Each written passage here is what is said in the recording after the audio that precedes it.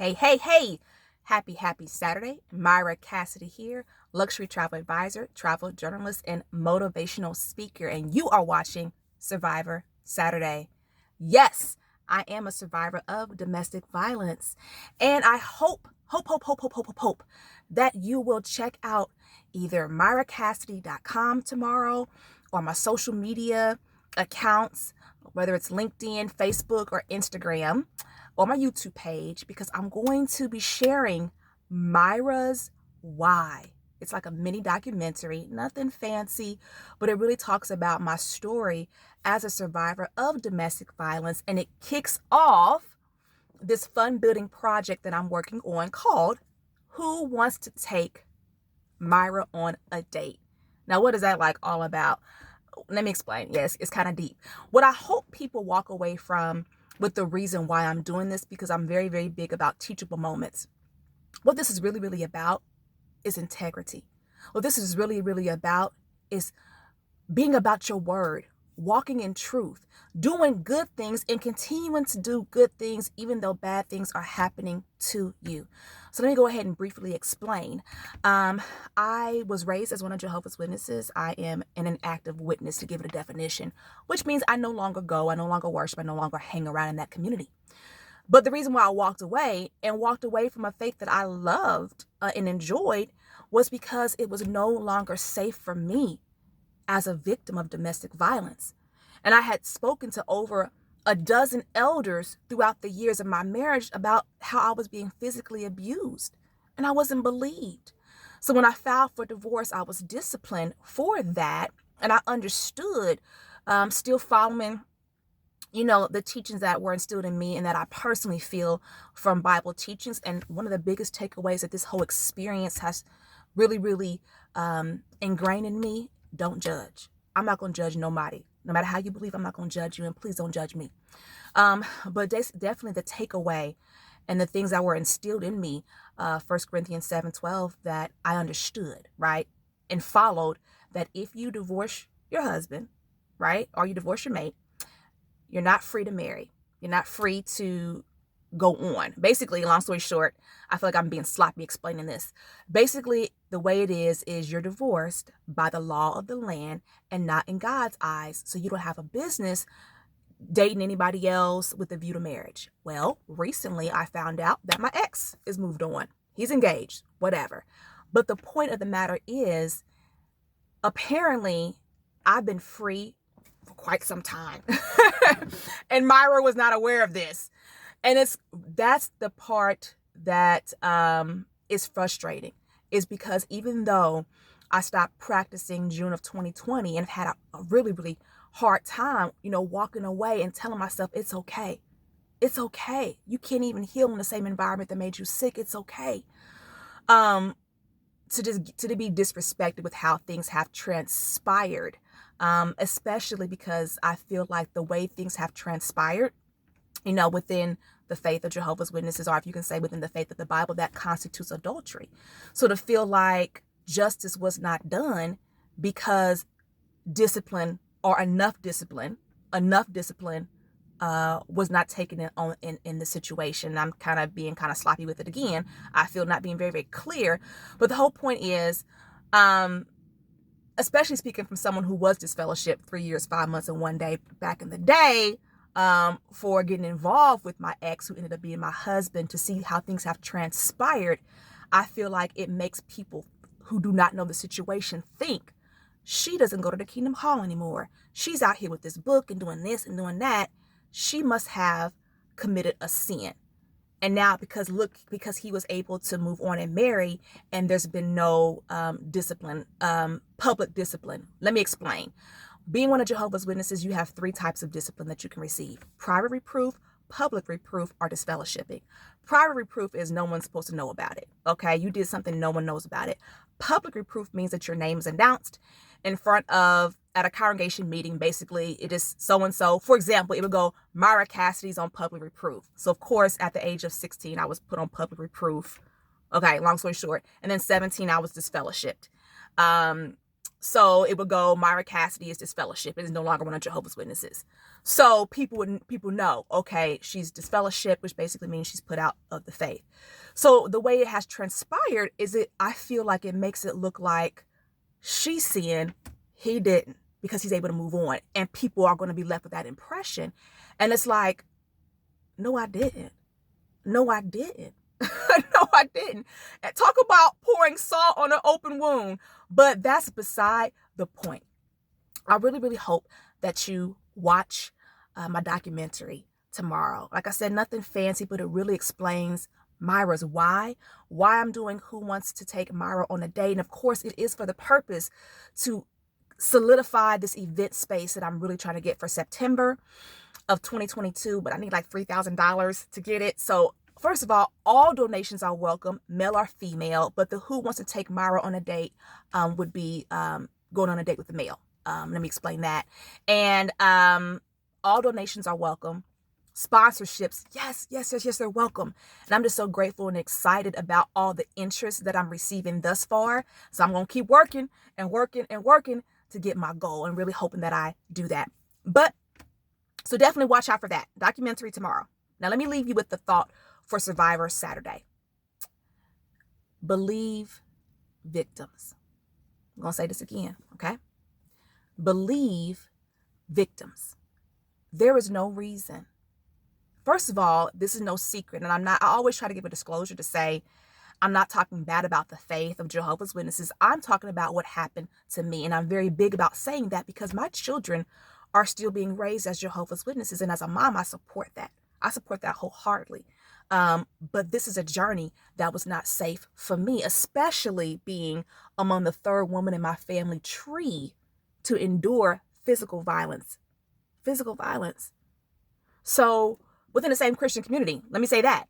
As a matter of fact, that's how my grandmother died, my mother's mother, as a victim of violence.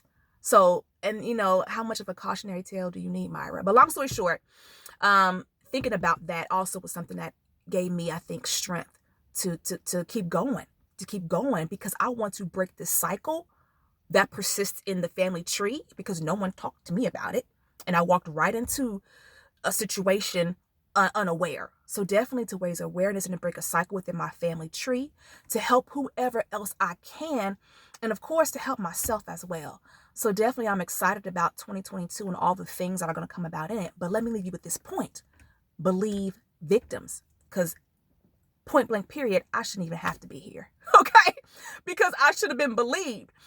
But like I said before, if you follow my journey, I've talked to over a dozen congregation elders, including my own dad, about the physical violence that I had endured and just was not believed or believed enough. I will say at the very, very end, you know, one elder tried to help, but I just think that he didn't have the know-how to, and maybe was influenced by other individuals. But long story short, it came to the point of not only me saying, hey, if you want to see medical records of me going to domestic women's counseling services and what I'm telling people, you can have it. I just want to believe and for you guys to do something to help. But then also, sometimes I forget that comes across as you're listening to worldly counselors. You're listening to worldly people. And what's not being understood is that domestic violence, there's an actual science to this. Domestic violence, no, you need help from the professionals, especially, you know, growing up, the teaching as one of Jehovah's Witnesses is no secret. It's in one of the main study books that you have to study to become one of Jehovah's Witnesses. It says there in the appendix, extreme physical abuse. You shouldn't leave your mate or divorce, separate or divorce, unless you're experiencing extreme physical abuse. And I've always had an issue with that terminology because what the heck is that? Long story short, believe victims. It came to the point at the very, very end, the very, very, very, very last time this man put his hands on me, I caught it on camera, on my phone. He had already came at me once, and then he was coming at me again. I was able to get the phone, record. He took the phone, threw it down, but you can still see him attacking me.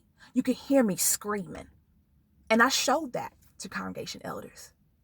No discipline was extended. So, like I said, I had no choice but to walk away. It's not healthy for me.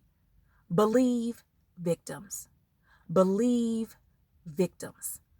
So important to believe victims. And let me just say this as well. I'm Mike's sister, right? A lot of people knew Mike, my brother, before he moved out to LA because he had a barbershop on the west side of town. Look at how hard it is for me to go through this journey and the things that have happened to me as a woman, as a female.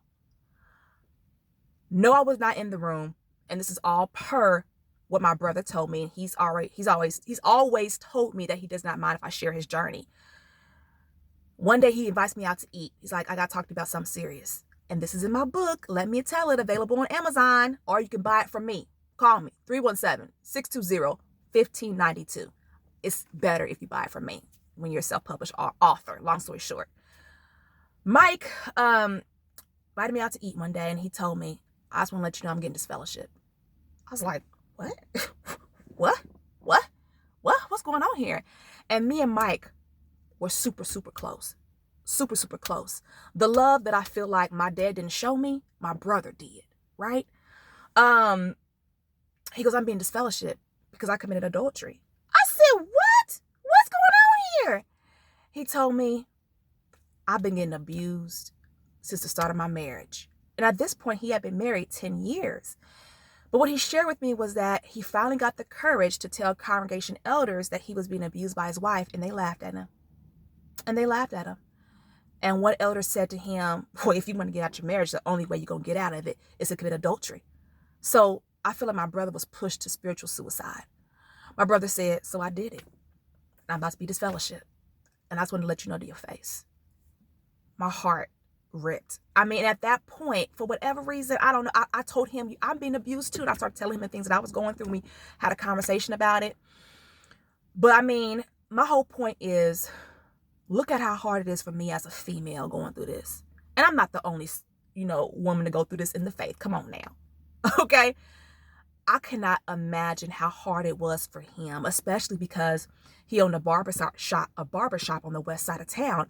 And most of his business was Jehovah's Witnesses. So when he got this fellowship, he lost a lot of his business.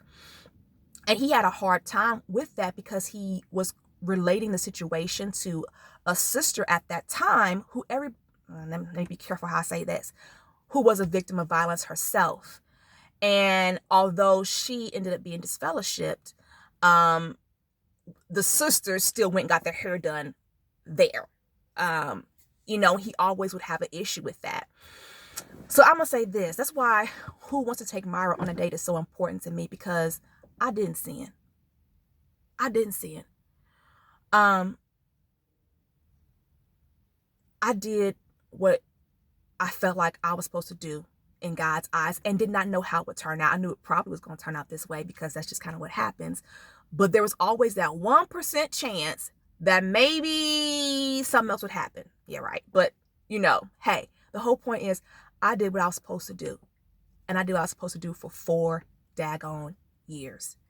So Who Wants to Take Myra on a Date is definitely not just about the date. It's more about the principle behind it. And I really hope people get that. I don't want to take up your time today.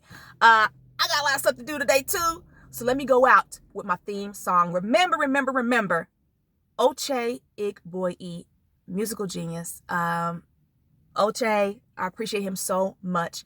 He put this song together for me about my journey. And I told myself, it's so encouraging. I love it. It is beautiful. I said, every Survivor Saturday, I'm going to go out to this song.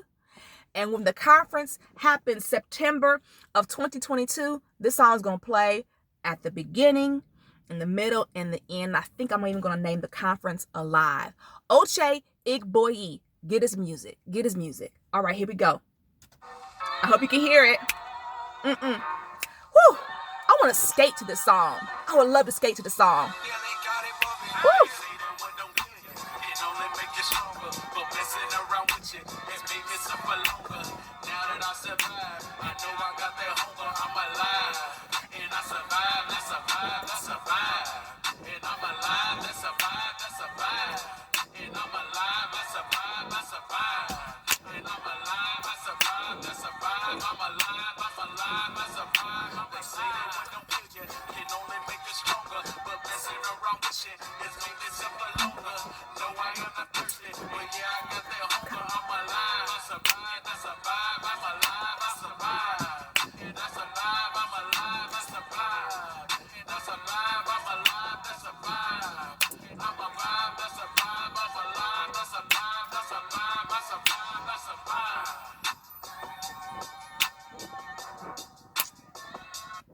All right, there it goes. I get emotional off that song because that expresses the way I feel. Oh my God. I'm alive. I survived. That's a vibe. See you next Saturday. Hey, watch the documentary. I'm going to post it by noon tomorrow. Take your time. Watch it through the week, but definitely check it out. If you have any questions, I love questions. And as a matter of fact, an individual reached out to me with some really, really great questions about my journey. I'm open to the questions. You could email me, luxury@myracassidy.com. You could send me your questions via email. You can post questions in the comments.